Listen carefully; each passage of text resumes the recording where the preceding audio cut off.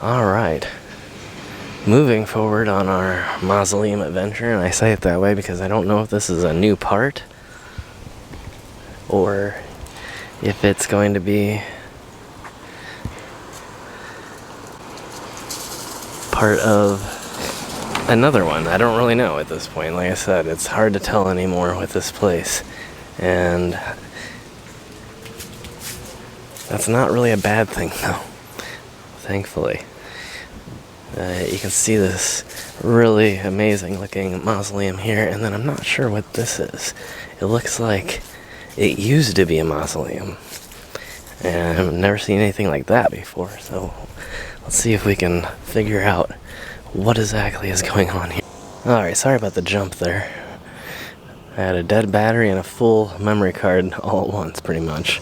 So yeah, so this is 1831 to 1920 something. I can divulge. Obviously, there's a few numbers missing. And again, you see what appears to be a completely normal mausoleum.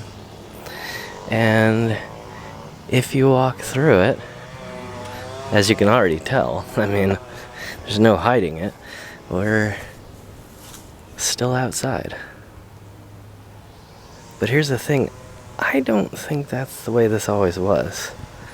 I think these steps actually went back into the hill, and that this used to be a mausoleum. I'll look it up. If I'm wrong, I'll put it on the screen right now so you all know if I can find it. But otherwise, I'm really kind of wondering if I wouldn't be completely interrupting this dude over here, and if there was any indication that he really might know the full history of the place, then I might ask if that's the way this always was, but we'll see. And then up on the hill, I didn't really get a close look at it, but you can see this interesting memorial here dedicated to a lost wife, and quite the amazing work. Again, I know I've been saying that word way too much.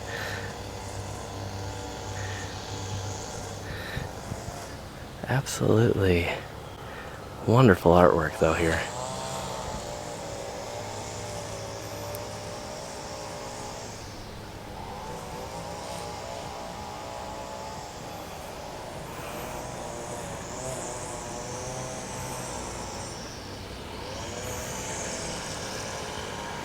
Okay, I'm gonna head around here and check out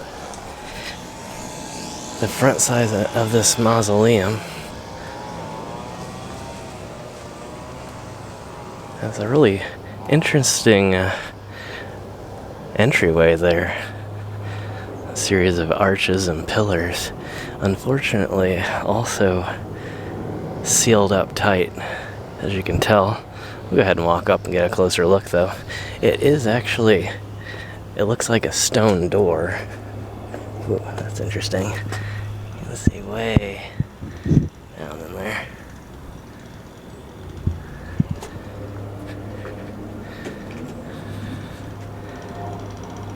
Oh, it might not be a good idea to get too close. I think I just saw wasps. Alright. I don't know if we're going to be able to get a look through.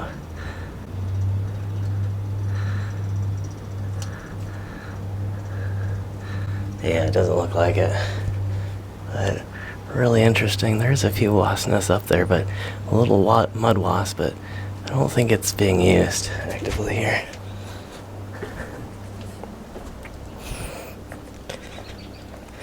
But with the empty spaces below these steps, it does feel rather precarious walking on them. I don't think there's any stained glass. It kind of looked like there was a little light leaking through, but I don't know that that was the case, or if it was just my camera kind of playing tricks. But I'll go ahead and walk over to this one over here, and maybe get a closer view of the other sealed ones here.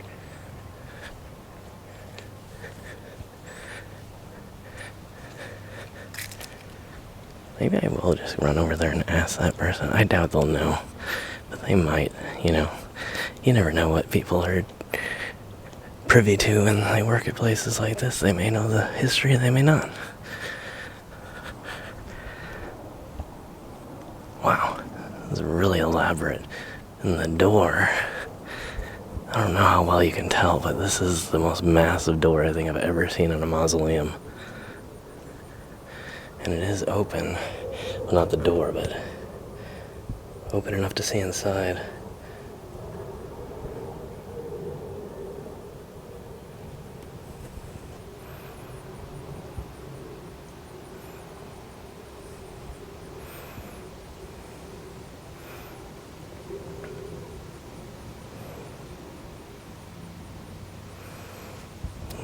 And you can tell some of them were never used and are actually open. And if you look closely, you can see the exposed brickwork.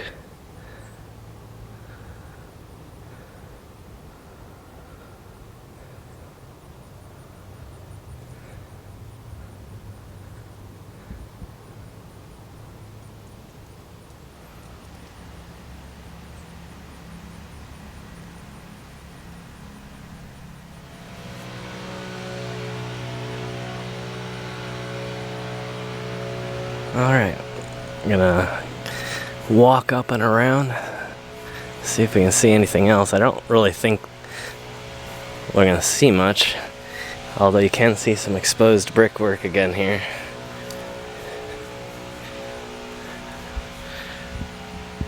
And we can get a really close look at this elaborate kind of, I guess it's supposed to be a long wreath. Looks like an arrangement of what would be in real life leaves and berries and things like that. I don't know. Correct me if I'm wrong.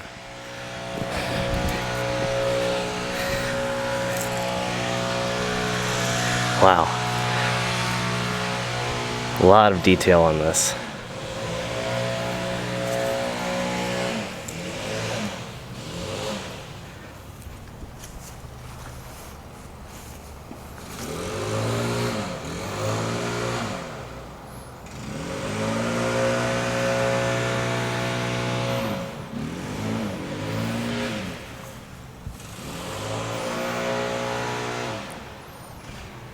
Right behind here too.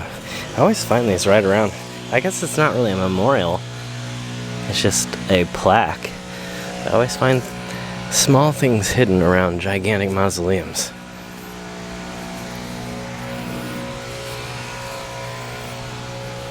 It's almost as if it's popular to buy plots next to mausoleums.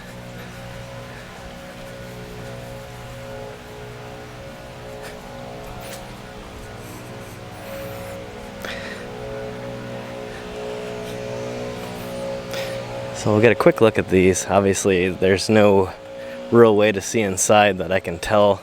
They don't have any stained glass windows. But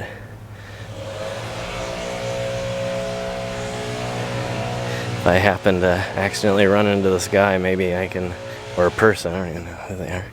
Maybe they'll know if that used to be a mausoleum.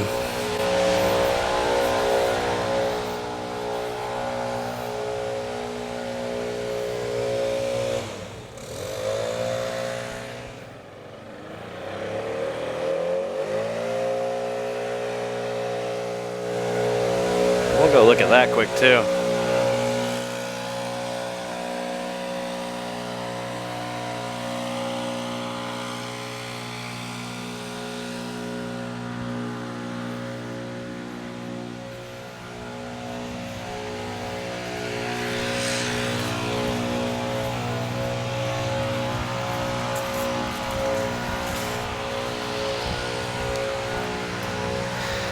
So I saw a similar piece to this in Indianapolis.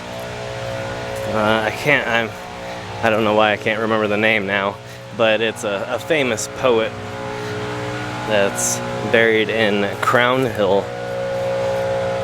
And you can see this is a little bit more elaborate with the statue in the middle.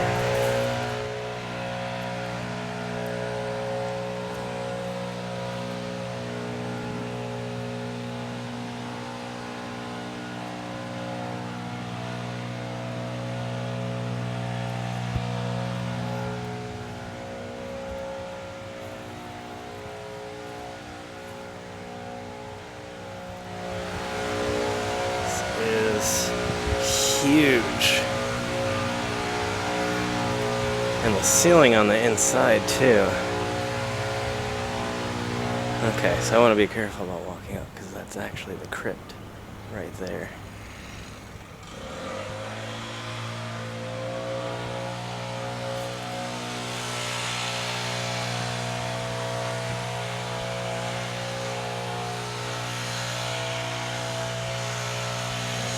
Gigantic, probably 15 or 20 foot tall Roman-esque columns here. If you walk up, you can see where the crypts are.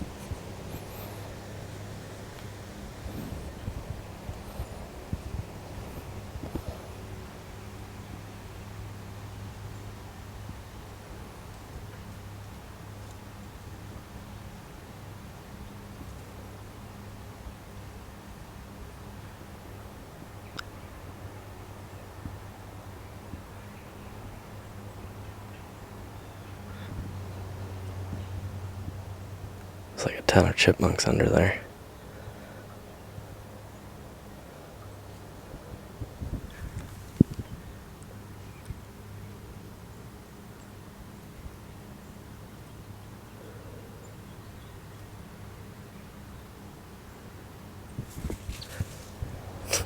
Wow, that was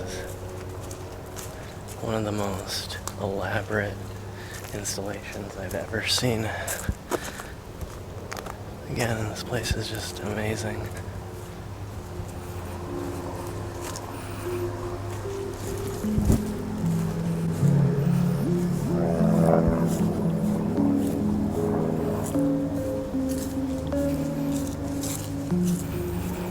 Alright, we're skipping some distance, well, not really a huge distance, but over past the mausoleums. You can see maybe kind of the one behind me that we looked at a little bit ago.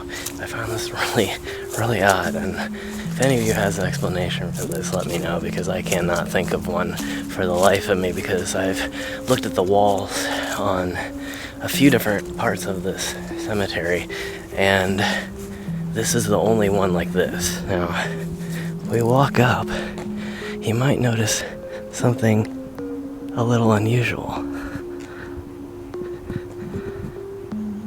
And it's the fact that there's razor wire everywhere.